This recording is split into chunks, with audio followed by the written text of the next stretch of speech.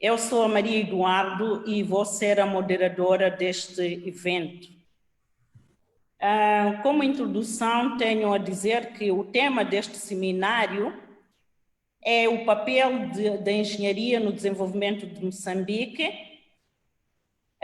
Este evento foi organizado pela Academia de Pesquisa e Desenvolvimento Sustentável em parceria com o Departamento de Engenharia Química da Faculdade de Engenharia da Universidade Eduardo Mondlane. O evento enquadra-se no ciclo de seminários que iniciou no passado mês de junho. Portanto,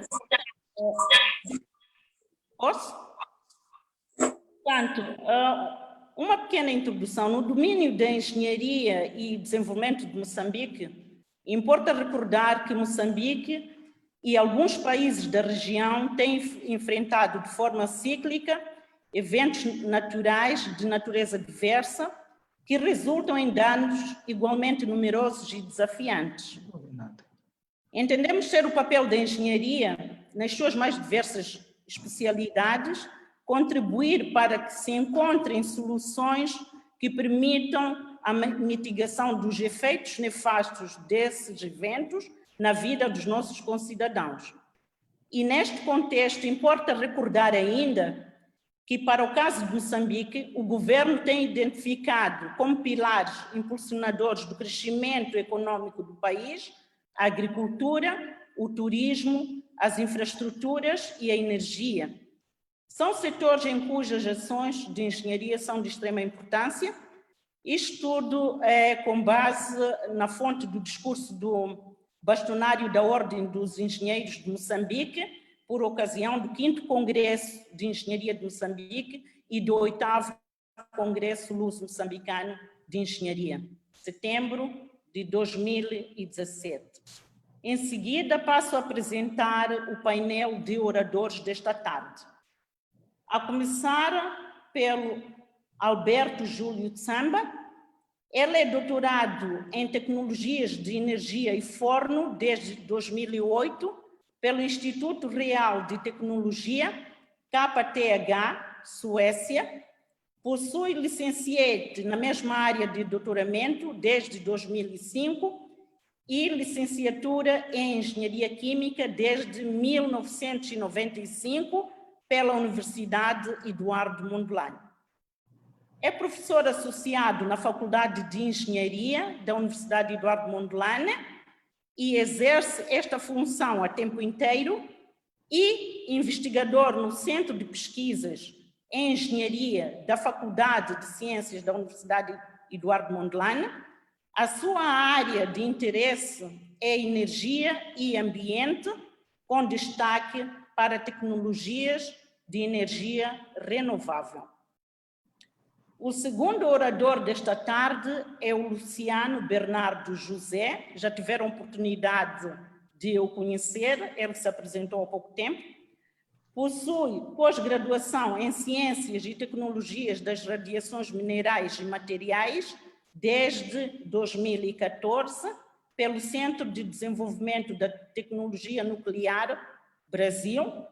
É licenciado em Química desde 2009 pela Universidade Pedagógica, é investigador no Instituto Nacional de Ciência e Tecnologia e colaborador da Comissão Nacional de Energia Nuclear. As suas áreas de interesse são avaliação de impactos ambientais por extração sequencial e concentração e separação de elementos de terras raras de fontes secundárias. O último orador desta tarde é Jonas Valente Massinha.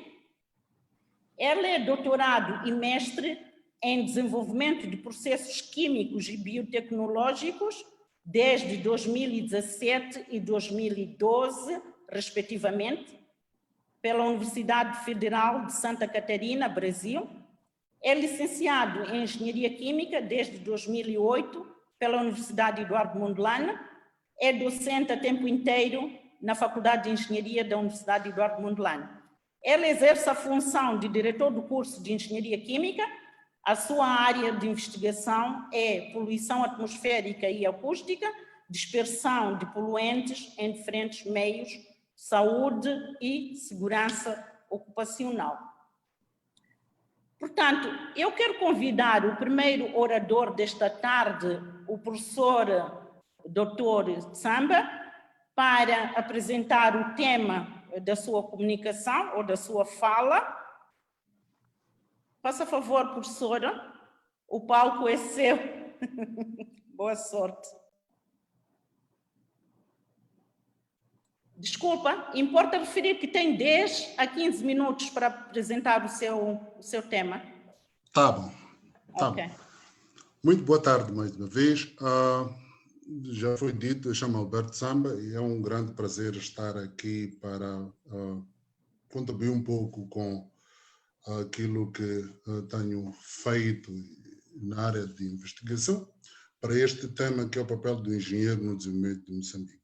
Antes de ir direto àquilo que é, de fato, o meu assunto para este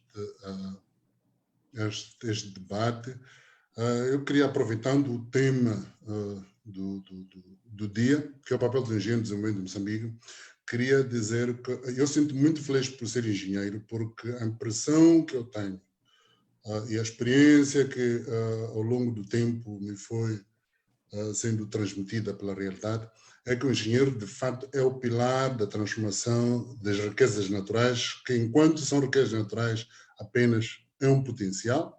Portanto, o engenheiro é que tem a responsabilidade de transformar este potencial de riqueza natural, ou de riquezas naturais, em riqueza real e tangível, que, afinal, isso é que consubstancia o desenvolvimento socioeconômico. E eu até arrisco a dizer que, sem engenheiro, a palavra desenvolvimento perde sentido, não é? As outras áreas são importantes, mas a área número 1 para produzir desenvolvimento é de engenharia. Dito isto, eu passaria, portanto, àquilo que é o meu tema. Como já foi dito, o meu tema está relacionado com a minha área de investigação, que é de energia.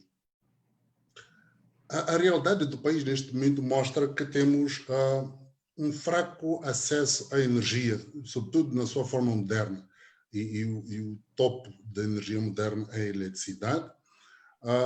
E quando falo disto, fraco acesso para muita gente que tem algum acesso, mas de fato mais de 2/3 nem têm acesso a esta forma moderna de energia. E isto parece um pouco contraditório, tendo em conta que o país possui um enorme potencial de energia primária. E esse é o problema, é o potencial de energia primária. Temos fósseis, sobretudo o carvão e o gás natural, temos as chamadas fontes renováveis, a energia do mar, marés e ondas, temos a energia hídrica, um potencial enorme de bacias hidrográficas, com potencial para essa repetição para nos dar a energia elétrica. Temos aquilo que a natureza nos dá praticamente em qualquer lugar deste vasto país, que é a energia solar. Temos alguns pontos, não poucos, onde temos um potencial grande de energia eólica, e temos uma vastidão enorme em termos de áreas cobertas daquilo que é biomassa e daquilo que nós também produzimos, portanto, nas culturas, por exemplo, muitos resíduos que são um potencial para a produção de energia. Temos águas térmicas, eu creio que estão concentradas, se não me engano, em Tete, Zambésia e Niassa, que também são uma fonte renovável de energia.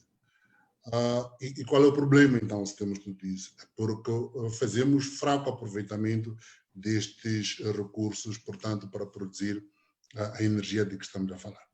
E diria, sem energia disponível, o desenvolvimento não tem como acontecer, ou pelo menos acontecerá muito lentamente. Portanto, o papel do engenheiro, como dizia, é transformar os recursos, neste caso específico energético, em energia útil, energia que o cidadão tem e a partir da qual vai gerar a sua riqueza de diferentes formas. Vou me concentrar então a falar de biomassa, que é a minha área de interesse. Temos diferentes formas de energia de biomassa no país. Começaria por aquilo que todos nós produzimos todos os dias em casa, que são os resíduos que chamamos lixo. Na sua grande parcela, são um potencial enorme para a produção de energia. Temos a lenha, que todos nós conhecemos, temos os resíduos florestais, temos resíduos agrícolas, por exemplo. Muitas das nossas culturas depois deixam muita palha, deixam muita casca, deixam muita folhagem utilizável para experimento a nível também do homem, ainda que a nossa algo é correto.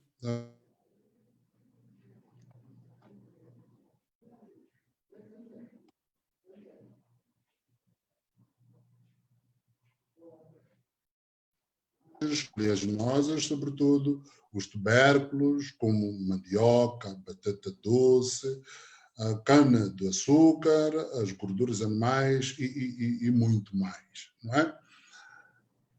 Como é que nós transformamos esses recursos em energia elétrica? O que nos vem à mente quando pensamos que esses recursos, quase todos eles são combustíveis, fora a energia eólica, o hídrico e não sei o quê, mas aqui na biomassa, a primeira coisa que nos vem é só queimar. Queimamos e pronto, sai calor e depois vamos transformar em energia. Mesmo aí, não sei se todos nós dominamos essa passagem de calor para a energia elétrica. Mas pronto, é correto. A tecnologia tradicional de obter energia a partir de biomassa é a combustão, não é? E quando falo de combustão, refiro-me à queima como tal. Temos também a pirólise. Para quem não tem ideia do que é a pirólise, eu daria exemplo da maneira como se produz o carvão. Uma queima incompleta, digamos assim, em termos mais simples, não é? Normalmente, quando é feita, ela é induzida numa direção ou outra. Pode produzir mais gás, que é combustível, ou mais líquido, também combustível, chamado alcatrão de hulha ou como é que se diz, bioóleo, ou produzir carvão. Nós temos a gasificação, cujo o principal objetivo é transformar esta biomassa em gás combustível, chamado gás de síntese ou syngas. E podemos ter conversão química, que é o que normalmente acontece quando produzimos biocombustíveis, e depois a biodigestão, que é eu diria biodigestão, uma espécie de apodrecimento controlado, não é? Que produz biogás. E temos a extração física, no caso em que nós podemos, por exemplo, prensar e extrair óleos que, dependendo de onde os queremos usar, podemos queimar diretamente e já são combustível. Um exemplo que eu quero trazer aqui, específico no nosso caso, é a carcaça do coco e a casca de castanha de caju, que são dois resíduos que eu estudei com mais detalhe. Ora, a carcaça de coco tem muita importância como precursor para produzir carvão ativado, mas também pode produzir energia térmica. O que há de importante aqui? O que queremos é o carvão ativado ou energia? Eu diria, em termos de valor, é mais o carvão ativado. Mas, se considerarmos que podemos usar um processo que nos permite ter as duas coisas, então significa que podemos, na produção de que é carvão ativado, produzir gases que podem ser usados, portanto, como fonte de energia para a produção de eletricidade, por exemplo. Na castanha na casca da castanha de caju temos também um óleo combustível de enorme potencial calorífico, não é? E muitas das vezes a forma quase que tradicional como se produz a castanha de caju, aquela torrefação da castanha para depois partir-se aquela casca, já no processo aquela mini queima, estamos a perder muito potencial para combustível, que até poderia ser usado para o próprio processo, portanto, de descasque, porque libertam-se gases que poderiam ser usados, portanto, como combustível. E qualquer um destes processos pode ser gasificação ou pirólise, ou também podemos queimar diretamente, depende do que na altura nos é conveniente, sob o ponto de vista de adicionar valor a estes dois resíduos. Mas, como eu dizia, a vantagem da gasificação, por um lado, é que pode produzir, no caso do coco, pode produzir, da carcaça de coco, pode produzir carvão ativado e produzir gás. E o gás é muito vantajoso porque pode ser embalado em botijas ou canalizado. E pode ser usado nos chamados motores de combustão interna. E aqui, na perspectiva de energia doméstica, podemos dizer, pode ser usado em fogão a gás. Isto é uma mais-valia importante. Agora, podia-se perguntar, mas temos tudo isso, parece bonito. Por que é que isso não acontece no nosso país? O problema que nós temos, se calhar, é o nosso nível de desenvolvimento ainda não nos ajuda a definir as prioridades, se calhar, que seriam as mais benéficas. Pessoalmente, creio que estas coisas nós investigamos e conhecemos, mas paramos no laboratório. Então, se nós paramos no laboratório, o que é que falta para sair do laboratório e ir para o terreno? Temos que ter esta oportunidade de reunir recursos, não sei de que forma, mas de algum lugar tem que ser recursos, para as chamadas demo plants, ou seja, para as chamadas plantas de ensaio, mas ensaio real. Quero dizer, identificar um pequeno nicho onde a gente pode implantar um sistema muito próximo da escala real e testar este processo e melhorar o processo nessa demo plant para depois fazer o scale-up, que é, portanto, passar por uma escala industrial. Por outro lado, é preciso, obviamente, que esses recursos estejam disponíveis no momento certo, porque a investigação hoje descobre uma coisa, amanhã descobre outra, e se calhar passados 10 anos depois já não faz muito sentido ir pegar lá. Então, se nós no momento certo implementamos, vamos melhorando por ali. Então, já saímos do laboratório, começamos a fazer investigação no terreno, e aí vamos melhorando com resultados mais práticos. Eu sei de fundos que existem, por exemplo, neste país, que são usados para a chamada iniciação à investigação, são úteis, mas no caso pessoal, em que estou numa universidade pública, as condições que são dadas para a implementação destes projetos, quando são financiados, primeiro, o financiamento normalmente é para trabalho de laboratório.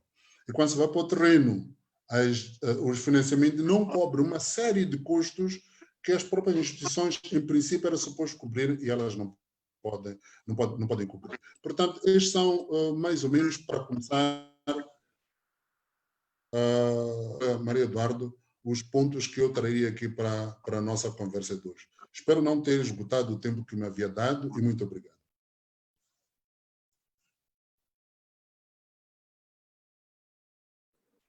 Já terminou, professor?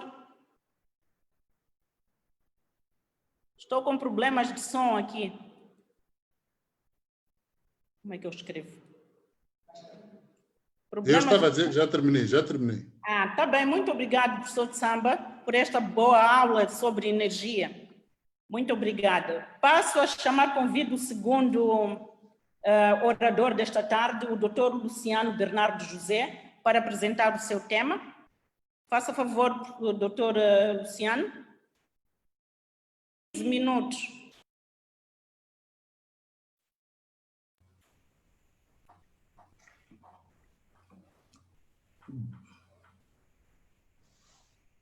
Boa tarde. Uma saudação especial para todos que nos acompanham de diversas plataformas e também saudação a todo o povo moçambicano e votos de conforto a esse momento de pandemia. Consegue me ouvir, doutora? Sim, doutora Luciano. Não, consegue me ouvir? Deu a sensação que não estava...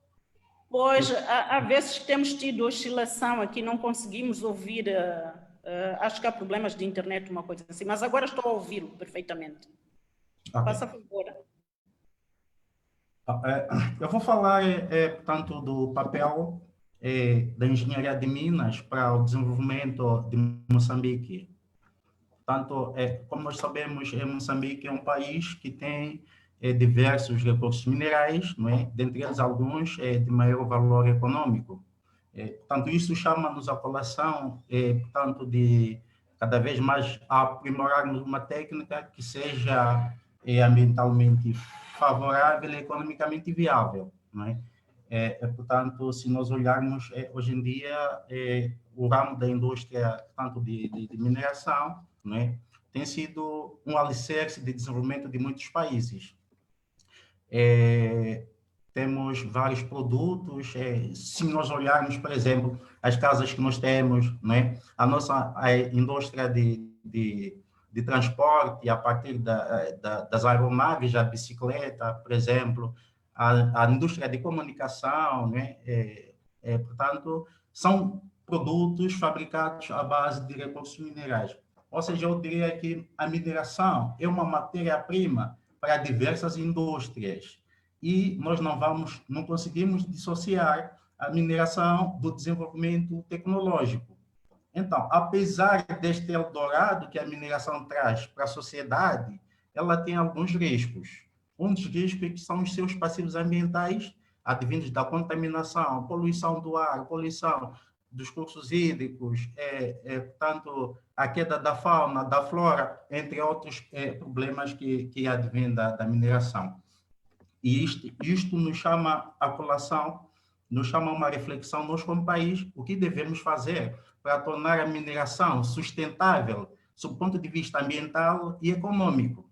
Porque são recursos esgotáveis, eles acabam, se vão embora, não é? E, por outro lado, os passivos ambientais sempre vão existir. Então, há uma necessidade, nós como acadêmicos, nós como engenheiros de minas, portanto, encontrarmos uma plataforma que garanta, portanto, que esses recursos sejam explorados de uma forma sustentável. Só para dar um exemplo, hoje em dia nós temos os recursos saindo do nosso país. Tudo bem, temos ganhos, temos dinheiro.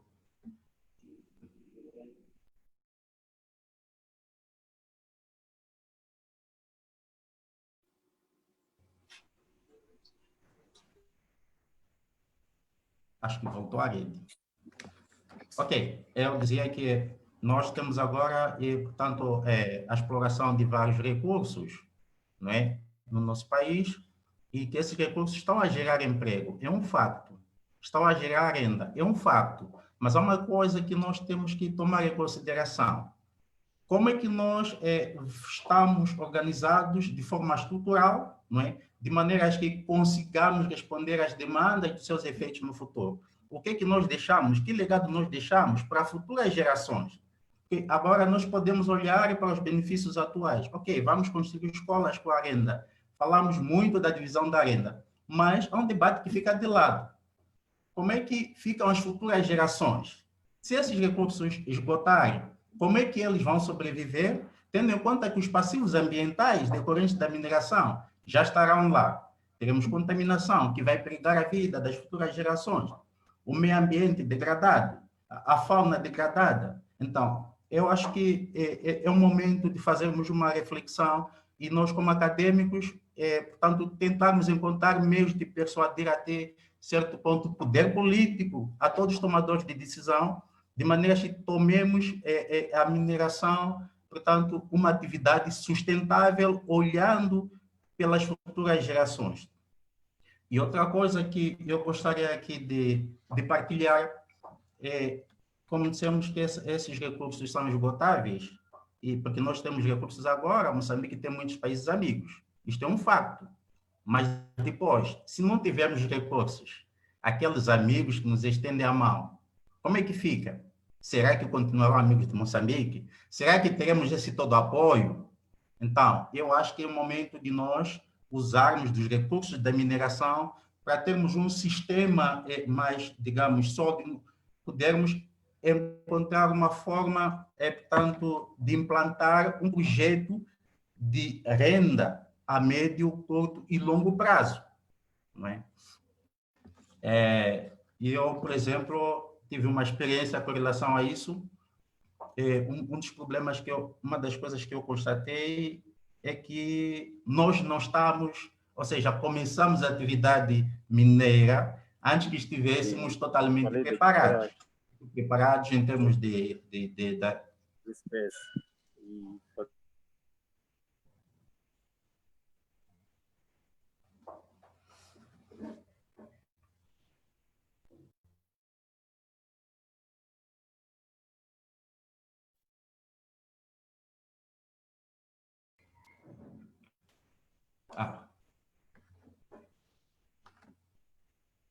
Acho que o setor técnico, não sei se consegue.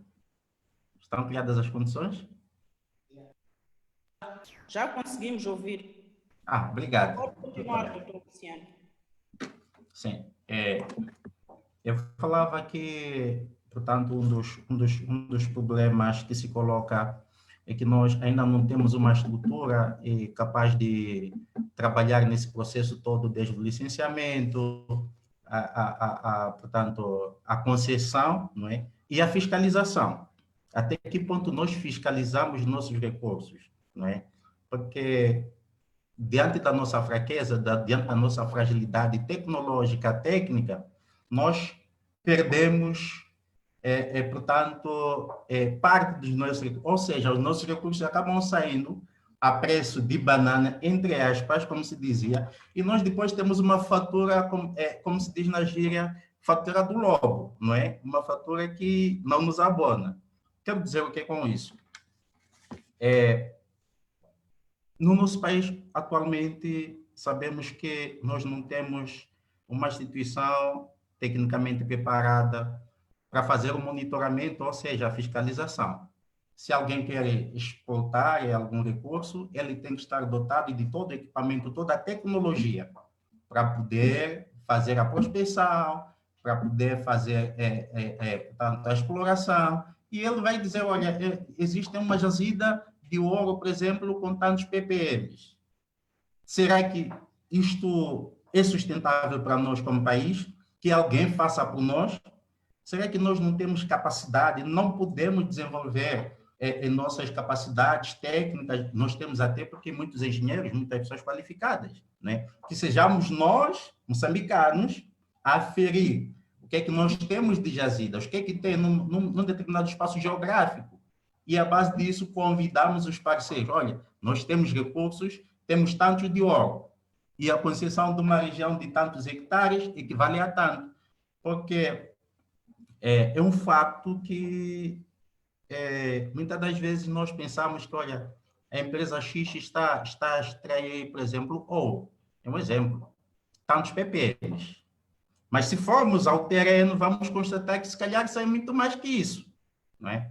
Eu já pude, portanto, uma vez passar por uma experiência dessa, num estudo que quis fazer numa mineradora, depois de tudo aprovado, etc., e chegada a hora de entrar no terreno, dizer, olha, senhor, não podemos dar a amostra, porque é confidencial, não é?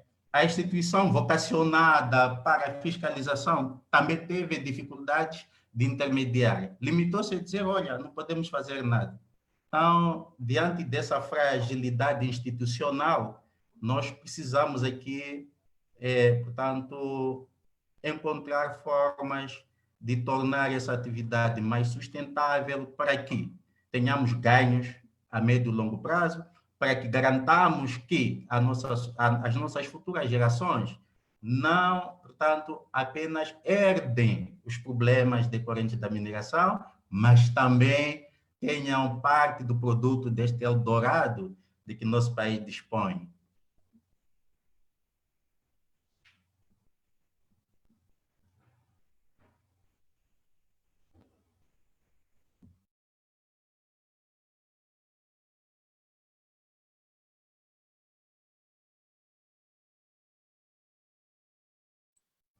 Desativou o microfone. Tá, doutora. Tá, muito obrigado. Já terminei, obrigado. Já terminou? Muito obrigada. Ainda tinha mais alguns minutos para falar, mas está bem.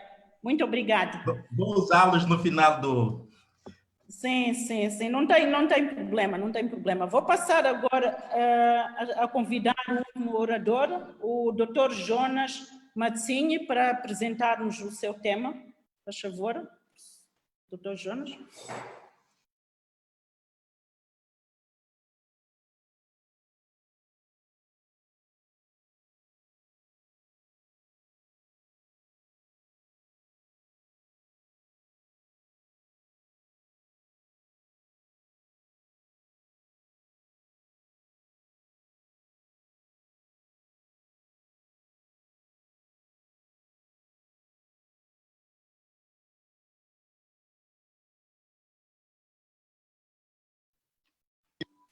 Doutor Jonas, desculpa, está em mute. Ok, já está. Muito obrigado. Dizia, muito obrigado por estar neste evento. Esse tipo de evento, com certeza, agrega mais valor no nosso crescimento científico e ainda mais quando é tecnológico, estamos ligados para o mundo, isso nos dá mais vontade de fazer parte e poder entender, poder compartilhar um pouco da experiência que tenho.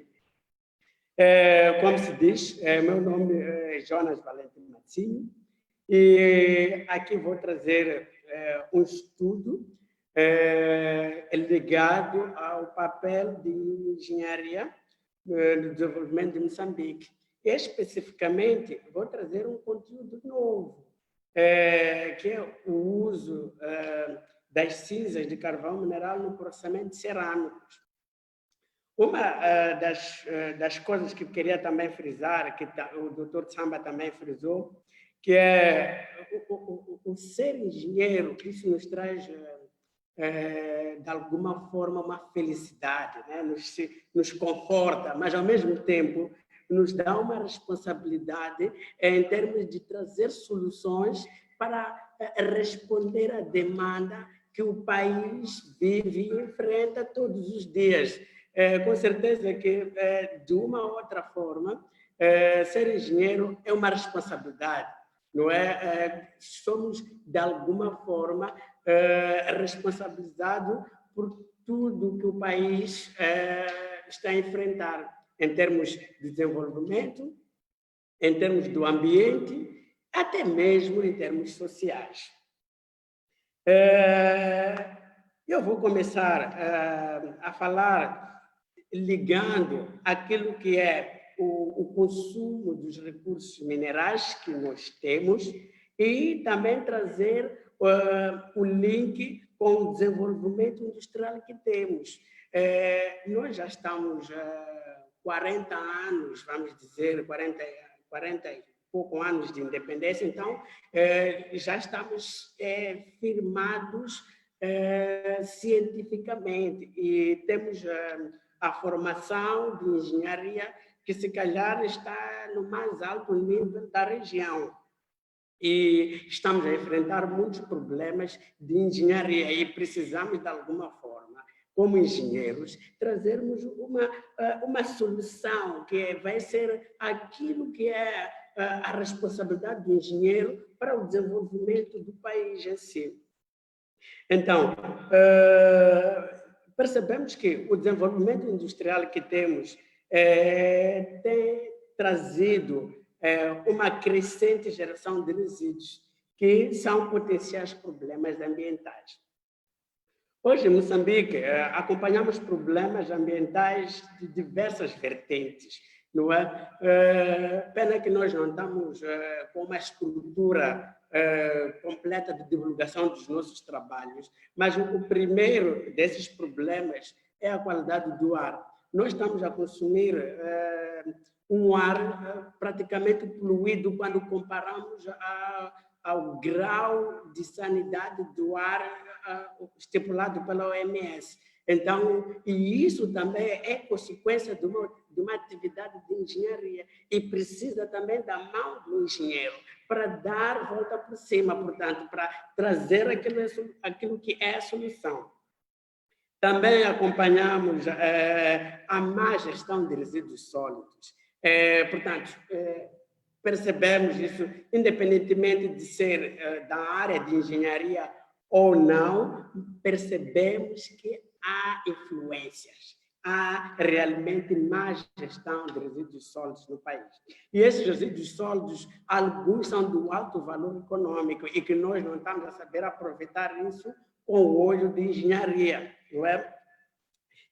Uma das formas que o professor Tsamba também trouxe e deu as diretrizes em termos dos resíduos biomássicos, mas também podemos ver que tem aqueles resíduos de caráter inorgânico. Estamos a falar, por exemplo, dos resíduos vítreos, não é? Aqueles que é composto por vidros, não é? Os resíduos cerâmicos, até plásticos, que esse também na cadeia de valores pode se retornar ao mercado, não é? E diminuindo aquilo que seria a poluição ambiental. Ora, vejamos, os produtos cerâmicos em uso nacional são todos importados. Nós não temos produtos cerâmicos e nós somos um país em vias de desenvolvimento e temos muitas obras, quer dizer, temos muitos resíduos de construção que deveriam ser usados também para a construção do país. Portanto, estamos a deixar, de um lado, aquilo que são recursos nossos e estamos a importar isso que vai nos levar à perca do valor monetário em si. Por outro lado, o aproveitamento de resíduos das mais diversas atividades industriais é reconhecida como uma indispensável técnica para a preservação do meio ambiente. Portanto, o controle e a mitigação desses resíduos nós poderíamos usar para o próprio ganho do país, não é? E temos muitas vertentes. Nós temos tenho dito que o Moçambique é um país que, enquanto ao reuso de resíduos, nós ainda não fomos explorados, não é? E temos outra mineração, não é? Outra coisa que nós precisamos entender é que precisamos de pesquisa. A pesquisa tem um ponto muito importante, porque é com a pesquisa que nós vamos caracterizar esses materiais e também vamos desenvolver técnicas para a utilização de maneira a tornar a preservação ao meio ambiente cada vez mais eficaz, não é? Temos outras, as ciências do lado social que também vão trabalhando na área, mas é verdade que nós precisamos da mão do engenheiro, que pode ser de diversas áreas, mas especificamente o engenheiro químico tem muita responsabilidade na transformação desses recursos, desses resíduos, não é? Também precisamos de entender que a pesquisa não é só diretamente ligada à tecnologia, só que vai estar a aumentar o desenvolvimento em termos de pesquisa como tal, mas nós precisamos de pesquisa para entendermos que é um fator muito importante na qualidade de vida e bem-estar dos moçambicanos, não é? Porque é aí que, por exemplo, vão saber que estamos a respirar um ar com qualidade fora dos padrões internacionais. Então, isso quem tem que fazer é o engenheiro, é a pesquisa, que depois vai ter que refletir na sociedade.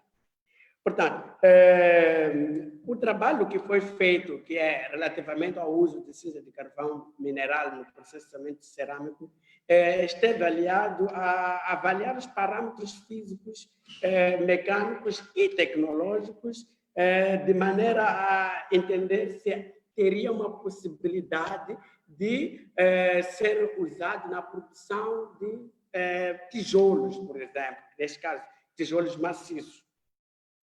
Então, percebemos também que essas cinzas não precisamos de ir muito longe para recolher. Nós, no país, estamos a acompanhar um desenvolvimento em termos de produção, em termos de aumento ou de desenvolvimento da indústria de aço, e que a indústria de aço no país, temos visto muitos, nos bairros, a coleta, por exemplo, de resíduos metálicos, de sucatas, não é? Então, essas sucatas, muitas das vezes, é direcionado para a produção de aço. E esses também são maiores produtores de cinzas pesadas, não é? E que usam carvão mineral para a produção do aço e ficam as cinzas de carvão mineral e que depois ficam praticamente sem ideia, sem a mão da engenharia para reverter a solução. Portanto, vou dar aqui algumas técnicas que existem de produção do aço, né? Existem 4 técnicas principais de produção do aço a partir de carvão mineral. E depois dessas, a primeira utiliza o alto forno, não é? Que é o forno de Gusa, que é produzido a partir da redução do minério de ferro, não é? Aqui na produção do minério de ferro, eles usam, como precisa de alta potência, então usa-se esse forno de maneira a consumir energia, que essa energia não vem de carvão mineral, mas sim da rede. E a segunda técnica é a chamada difusão redutora, em que o ferro Gusa é produzido separadamente em 2 ou mais etapas, né? Como produto é ferro Gusa. Gusa tem muito a ver com a percentagem de carvão e enxofre presente na composição do ferro. E essa técnica permite o uso de carvões que podem ser não coquificadas em substituição do coque, não é? O ferro é refinado e posteriormente é convertido.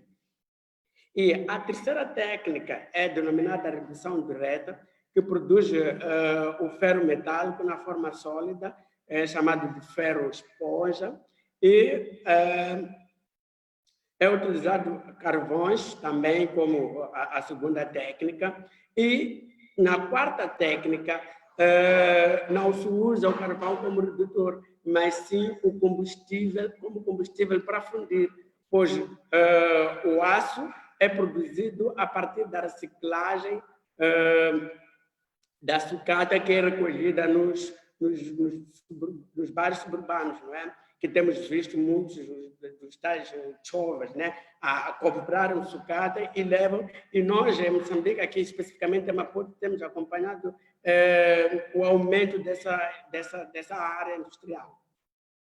Portanto, é através dessas cinzas que vamos usar, que usamos, aliás, nesse trabalho, para incorporar, para mostrar a aplicação dessas cinzas na produção de materiais cerâmicos. Ok? Portanto, as cinzas pesadas têm uma composição de predominância cerâmica, não é? Tem muitos aluminosilicatos presentes na estrutura. E esses aluminosilicatos são responsáveis pela formação da estrutura de quase todos os cerâmicos, de todos os cerâmicos que usualmente são para a construção civil.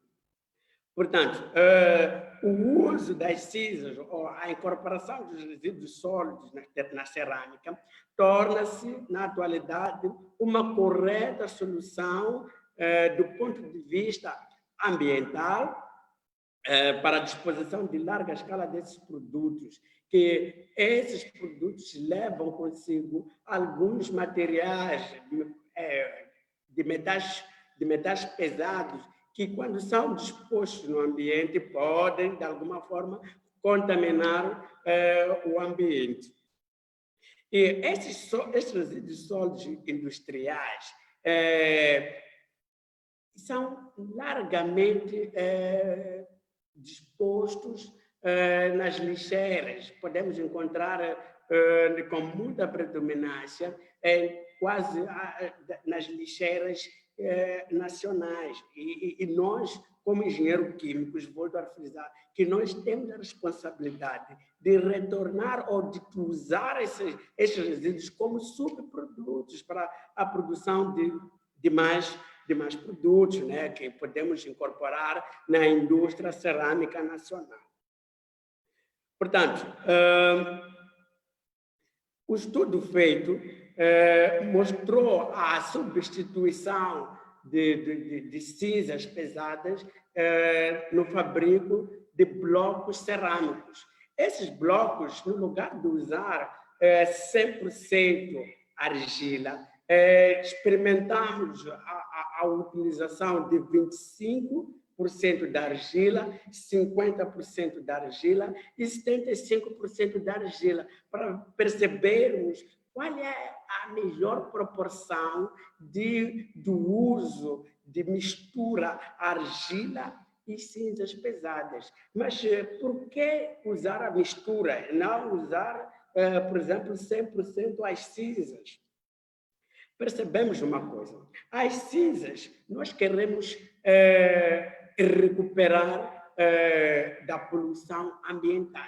Portanto, quando analisamos a argila, ela facilita a produção de cerâmicos porque ela tem plasticidade. Então, e essa plasticidade da argila faz com que os materiais cerâmicos sejam mais resistentes e muito mais que podem também absorver a água por aí fora. E as características das cinzas, as cinzas já não têm plasticidade como são as argilas. E procuramos a forma de misturar de maneira que o produto resultante não tenha déficit das características de utilidade para os materiais comuns. Não é? Quer dizer, nós temos que ver que a mesma resistência que oferece a cerâmica feita de argila 100%, a argila com substituição das cinzas também deve proporcionar a mesma qualidade. E o que o resultado mostrou? Como era de se esperar, os corpos feitos com argila pura apresentaram melhores resultados na maioria dos parâmetros físicos e mecânicos e tecnológicos, quando comparados com materiais feitos à base da mistura argila e cinzas pesadas. Porém, há um ganho significativo, né? A incorporação dos resíduos sólidos, né, que são as cinzas, nos materiais feitos, não é? Que podem ser usados para o bem comum.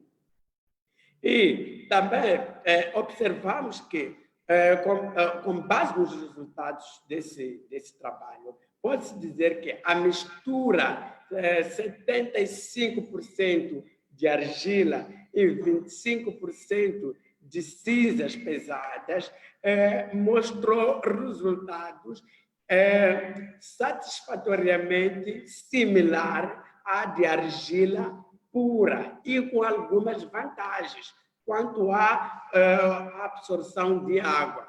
A absorção de água é um fator que também delimita muito a resistência dos materiais. E as peças formuladas com 75% de argila e 25% de cinzas pesadas mostraram-se resistentes, isto é, mostraram o índice de absorção de água reduzido quando comparado com o da argila 100%. Com isso, mostramos que houve a substituição, houve o uso de cinzas para praticar na construção de peças cerâmicas com sucesso. E isso nos deu muita vantagem, porque, de fato, incorporamos aquilo que eram materiais pesados, aquilo que eram resíduos, aquilo que eram metais tóxicos que contaminam lençóis freáticos quando jogados no ambiente,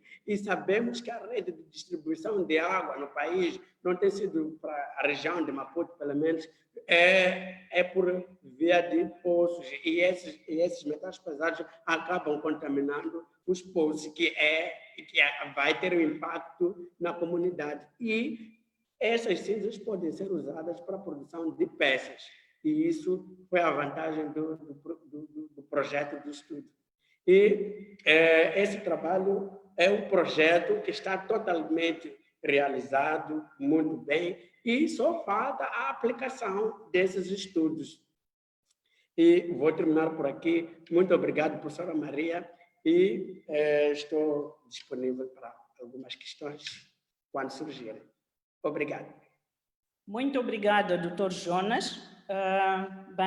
Acabamos a primeira fase, que é da apresentação dos temas que os nossos oradores tinham. Agora passamos à segunda fase, que é do debate propriamente dito. E quero convidar os participantes, tanto os que estão nos acompanhar via Facebook e Zoom.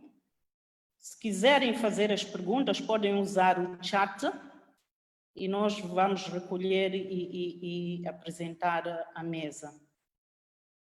Ok. Eu vou começar apresentando a primeira questão, que vai para o professor Samba, sobre o aproveitamento de desperdícios para a geração de energia e as suas dificuldades em se afirmar na sustentabilidade devido a vários fatores, como, por exemplo, recursos financeiros e outros. Mas a minha questão está ligada com o seguinte, considerando que cerca de 2/3 da população moçambicana... Professor de Samba, está-me a ouvir? Estou. Ok. Considerando que cerca de 2/3 da população moçambicana não tem acesso à energia elétrica e cerca de 1/4 da população sofre com problemas da fome, como poderia fazer uso sustentável dos recursos mencionados, que acabou de mencionar na sua apresentação, que na sua maioria são matérias-primas alimentares, como, por exemplo, a cana-de-açúcar, os tubérculos, como a mandioca, batata doce e oleaginosas, que vão ser usadas para a geração de energia. Como é que poderia gerir estes aspectos? Por um lado, nós temos o problema da fome, os nossos concidadãos sofrem com este problema, e do outro lado também temos a outra parte que sofre com a carência de falta de energia. Como é que poderá gerir estes problemas? Obrigado, professora Maria Eduardo. É assim, isto é um fato. Nós temos tubérculos que são, de facto, grandes e importantes recursos alimentares, que também podem ser usados para produzir estes precursores de energia. Temos outras culturas que podem ser usadas, mas o que eu estava a fazer era arrolar os potenciais recursos que podem ser usados, portanto, recursos biomassas podem ser usados para a geração de eletricidade. E repara que eu falo numa perspectiva daquilo que se chama comumente de energia rural, não é? Onde a rede não chega, onde temos que recorrer aos chamados sistemas isolados ou independentes, portanto, que não dependem da rede. Ou para micro-redes, ou mesmo para os tais sistemas isolados. Mas o mais importante sublinhar aqui é que os recursos que o país tem são tão enormes, que nós podemos nos abster de usar e concorrer com a segurança alimentar. Portanto, de usar aqueles recursos que são alimentares, não é? Por exemplo, vamos às oleaginosas. Jatropha não é um produto que, ao ser usados, possa perturbar aquilo que é a cadeia alimentar das pessoas, não é? Ou aquilo que é importante para a alimentação das pessoas. E mesmo no caso da cana-de-açúcar, eu creio que nós temos produção suficiente no país. Nós podemos fazer as chamadas culturas energéticas.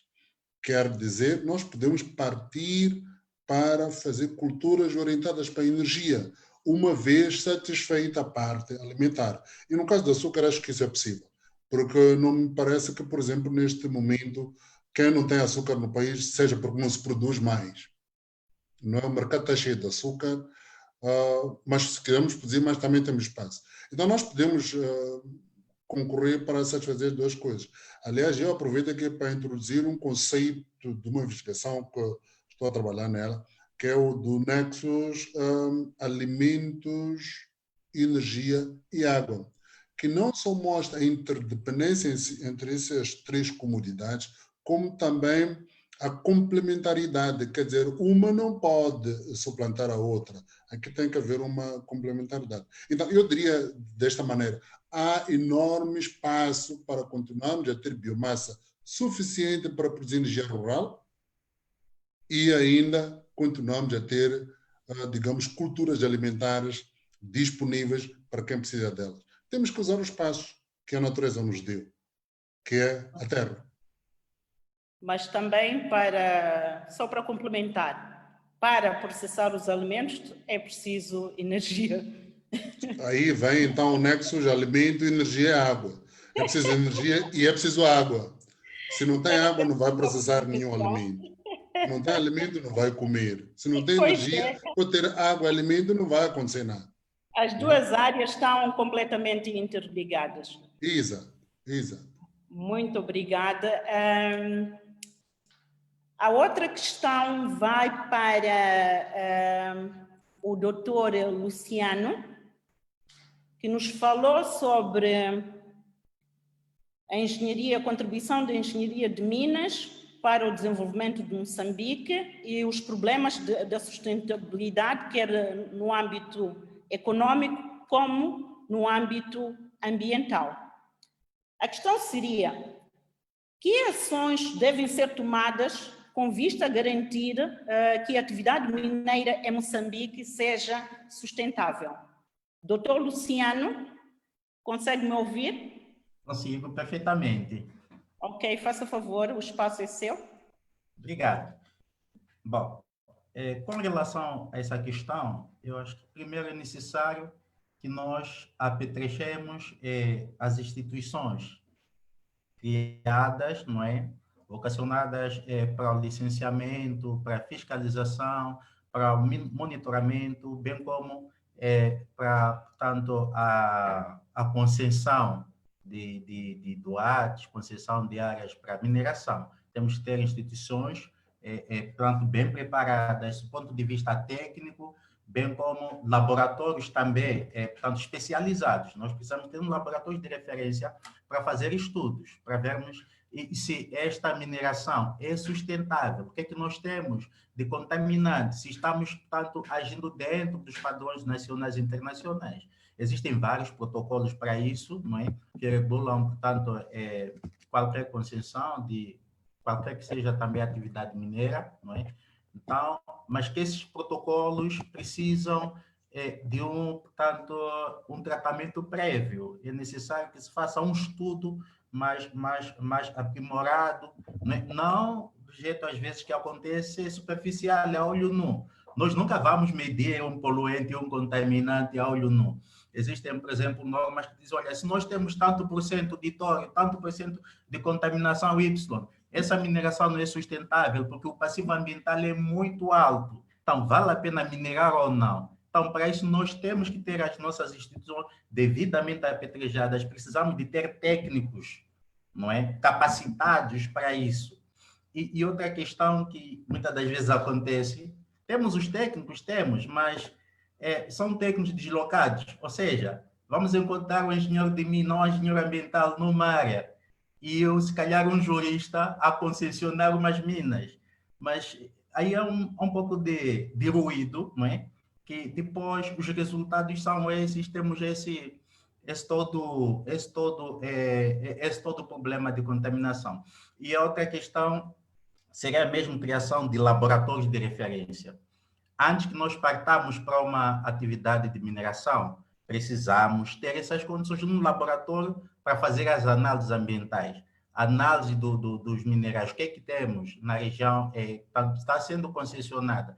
quais são os teores e o que é que esperamos de contaminação, como nós vamos contornar qualquer possibilidade de contaminação do passivo ambiental. Portanto, isto pode ajudar muito a nós, não é? ao país, de maneiras que garantamos que essa atividade seja economicamente viável e ambientalmente favorável, ou seja, que a mineração seja tratada com responsabilidade, com rigor científico, obedecendo todos os padrões, todos os critérios internacionais, todos os protocolos.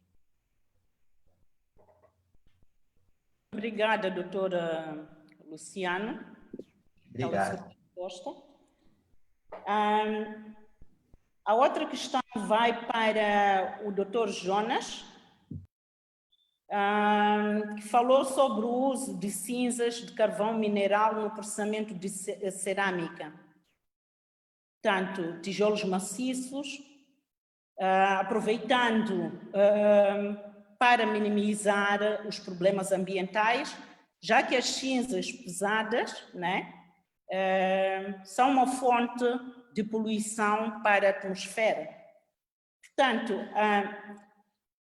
as cinzas são produzidas a partir da queima de carvão mineral, como bem disse o Dr. Jonas, mas sabe-se que estas cinzas possuem metais pesados. Estou a falar das cinzas pesadas. Elas possuem metais pesados.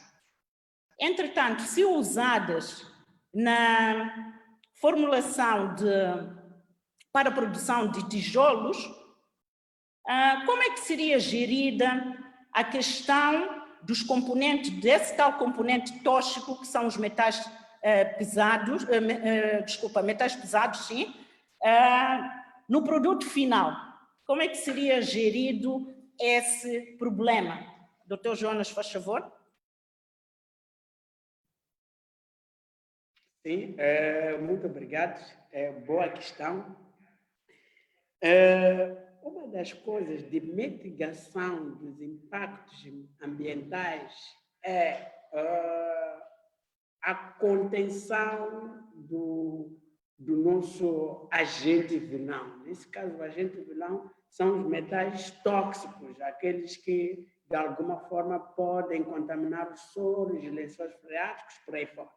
Então, nós levamos esse metal e introduzimos na estrutura e que ele fica imobilizado. Portanto, ele, uma vez entra na rede atômica, na rede estrutural da peça cerâmica, ele já é imobilizado. A remoção dele é somente pela destruição da peça cerâmica. Portanto, estamos a falar de componente metal pesado, aquele agente iônico. Então, para obtermos aquele novamente, como íon, nós temos que destruir a peça, só daí que ele vai estar disponível com mobilidade perfeita para contaminar tudo o que quiser. Então, uma vez feita a peça cerâmica, este material, este contaminante tóxico, ele fica totalmente imobilizado na estrutura da peça. Então, não tem nenhum perigo. Não, é só vantagem que teremos, porque estamos a imobilizar um vilão que estaria a se mover por aí em direções aos lençóis, de contaminação de poços, por aí fora. E acho que é isso. Muito obrigado, professor. Ok, muito obrigada. Só uma pequena questão. Como é que são tratadas estas cinzas aqui no país? Dr. Jonas? Como é que são tratadas? São componentes bastante tóxicos, se deitadas para o ambiente, né? Como é que elas são tratadas aqui?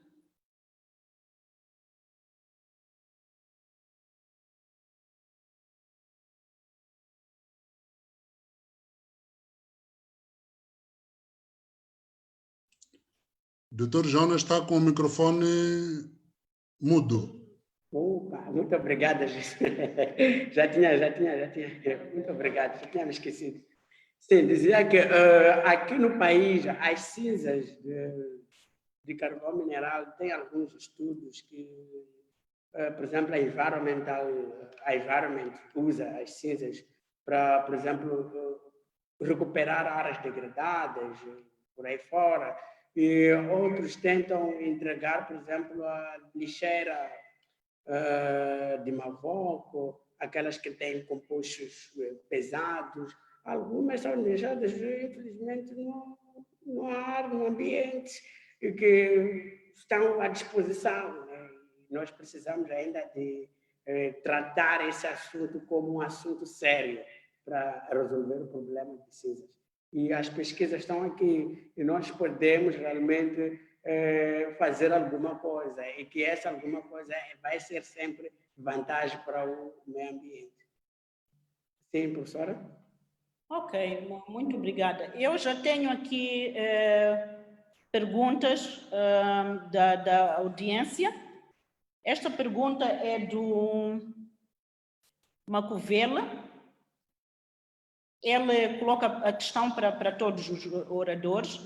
Diz que a pergunta dele a pergunta dele está relacionada com...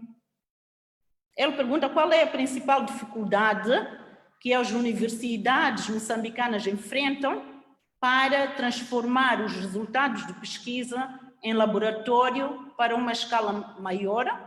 Será que os financiamentos que a FNI e outras agências de fomento à pesquisa não são suficientes para desenvolver a pesquisa até ao desenvolvimento do produto final?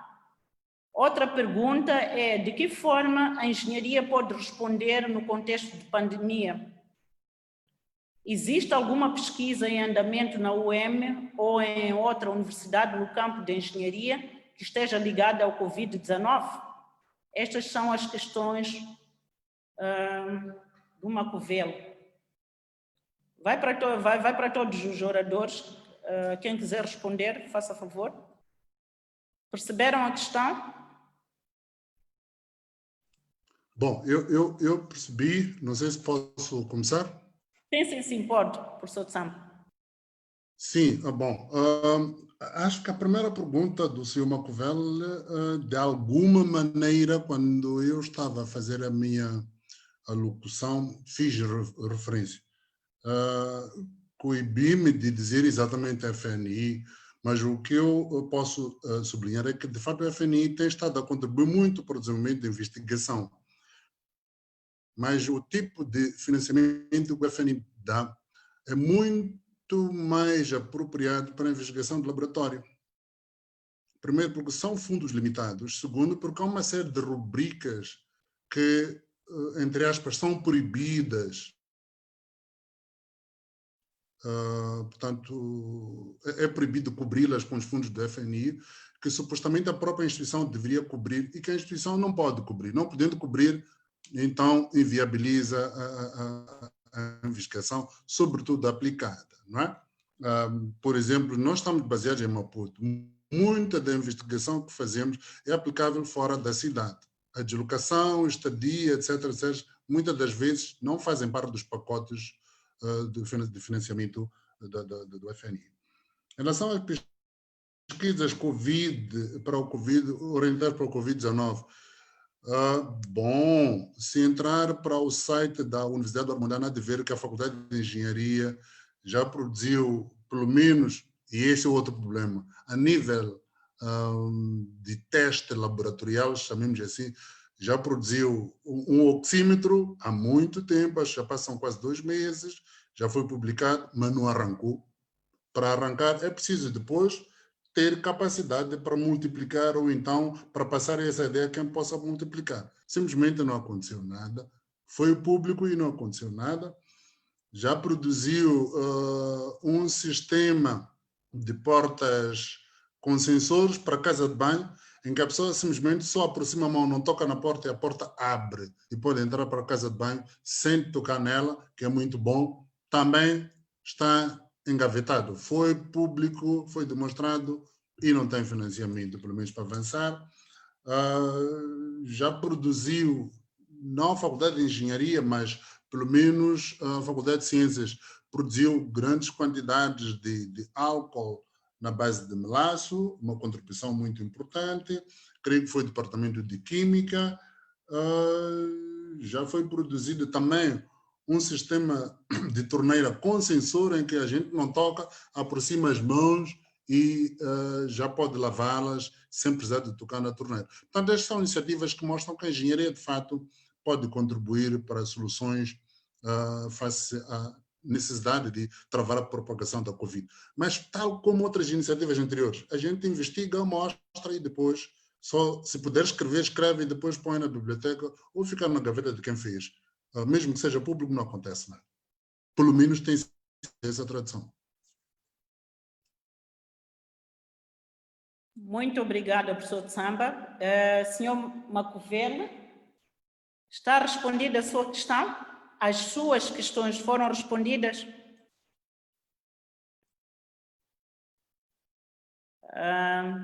Estamos sem som? Foram respondidas? Ok, muito obrigada. Continuando com o nosso debate.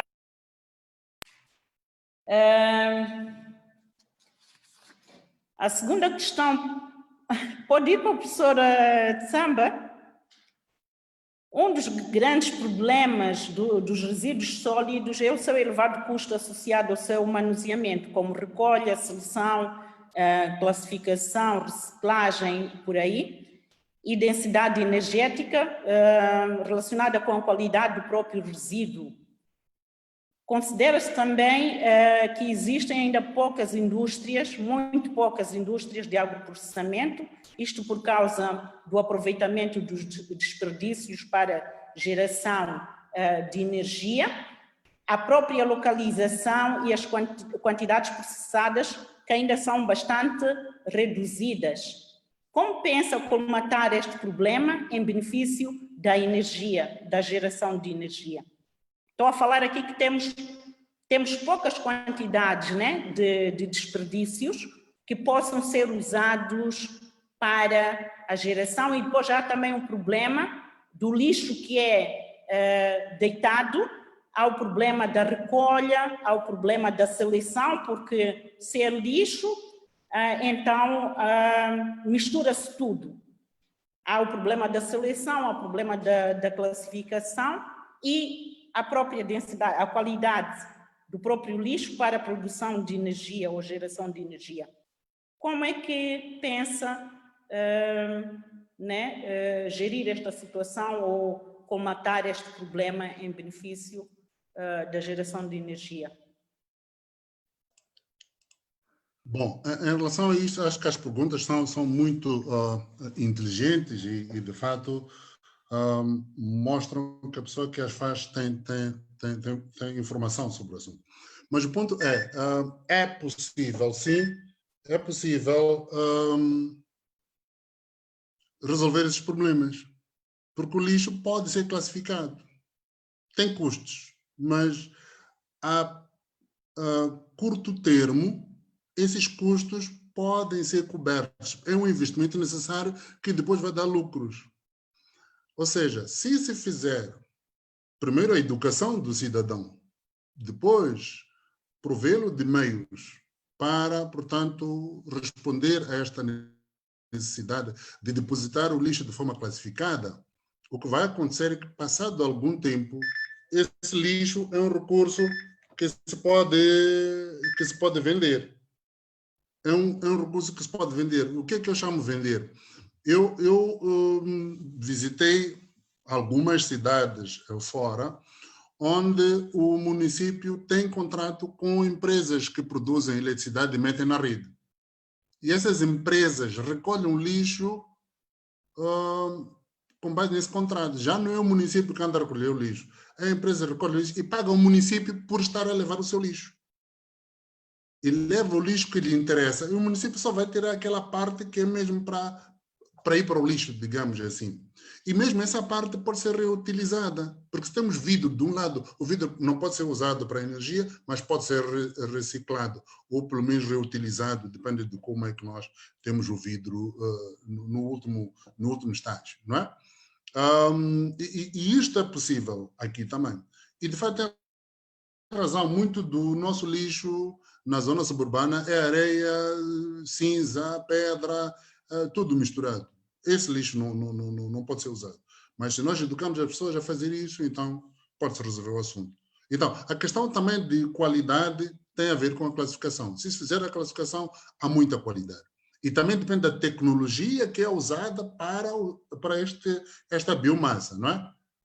E já temos em Cape Town, em Durban, experiências que mostram que... E nós temos aqui quase Maputo e Matola, acho que temos quase 2 milhões de pessoas. É muito lixo que se produz. Obrigado. Professor, obrigado.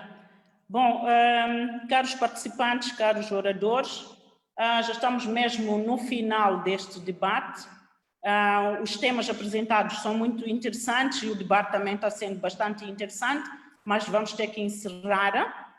Quero convidar os oradores para darem as suas recomendações finais sobre o papel de engenharia no desenvolvimento de Moçambique. Eu não sei quem vai começar.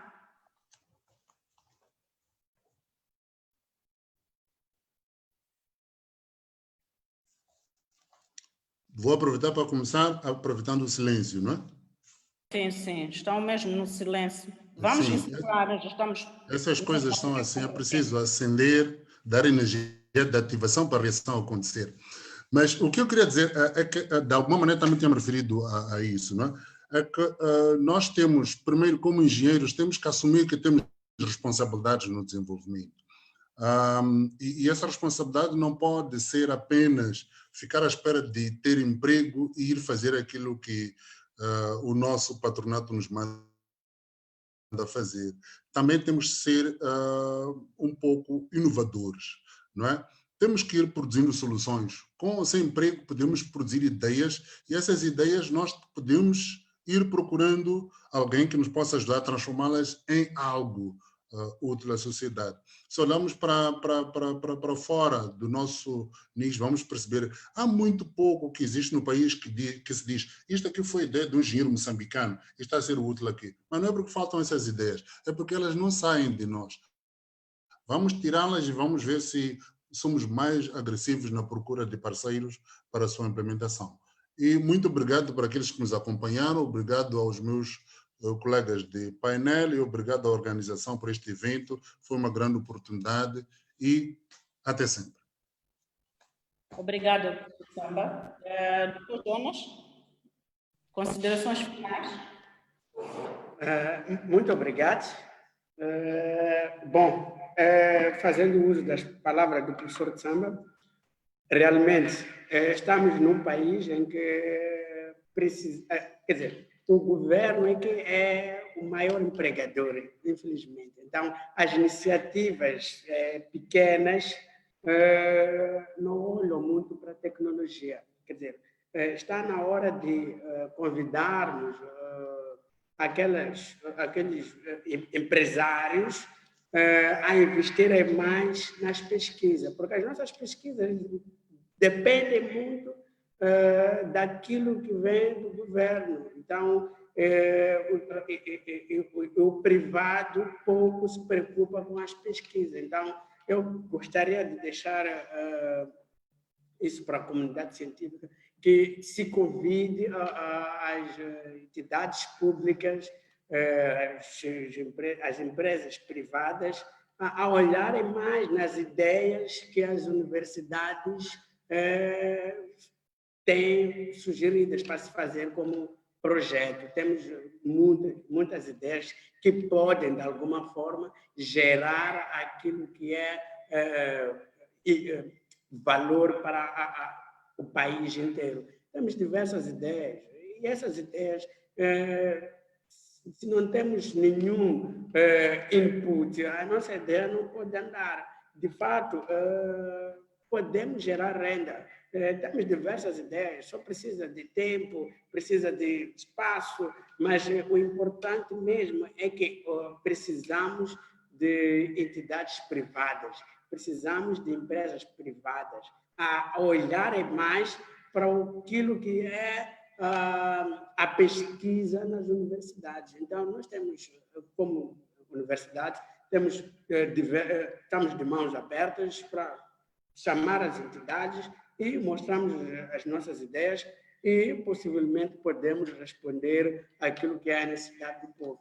Muito obrigado. Quero agradecer muito ao Departamento de Engenharia Química por esse evento e também agradecer à Associação de Pesquisa e Desenvolvimento Sustentável. Muito obrigado, professora Maria. Obrigada, professor Jonas. Quero convidar o doutor Luciano para fazer as suas considerações finais. Tem de ser muito breve, já estamos mesmo em cima da hora. Faça favor. Ok, portanto, meus antecessores já falaram o suficiente, mas eu apenas queria acrescentar que nós, como engenheiros, temos que ser mais proativos na adoção de medidas que visam resolver os problemas que apoquentam nossa sociedade. Temos que ter a capacidade de influenciar, de persuadir todos os poderes, quer político, legislativo, não é, naquilo que são medidas sustentáveis, portanto, para aquilo que são a extração dos nossos recursos, de maneiras que os ganhos sejam todos eles, portanto, sustentáveis para o nosso país. Muito obrigado pela atenção. Boa tarde. Muito obrigada, doutor Luciano.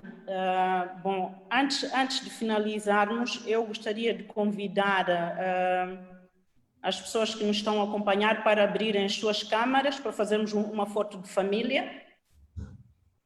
Faça favor. Abram as câmaras. Estão todos, doutor Jonas? Podem abrir as câmaras, por favor. Abram as câmaras. Acho que você fazer as fotos. Sim. Faça favor. Já está. Ok, muito obrigada. Vou dar para finalizar este debate sobre o papel da engenharia no desenvolvimento de Moçambique. Aqui fica um alerta para os engenheiros. Para controlar, aqui foram apresentadas algumas ideias do que os engenheiros podem fazer, podem contribuir para alavancar o desenvolvimento de Moçambique. Portanto, avancemos, engenheiros. O desafio é nosso e temos que tentar impulsionar este Moçambique. Muito obrigado à organização por esta oportunidade. Quero agradecer aqui a Academia de Pesquisa e Desenvolvimento Sustentável e o Departamento de Engenharia Química que organizaram este evento. Muito obrigada e até a próxima. Tchau. Não sei se os organizadores querem dizer alguma coisa. A produção quer dizer alguma coisa? Não, muito obrigada, doutor, pelo evento. Podem encerrar o evento. Tá bom, obrigado, tchau.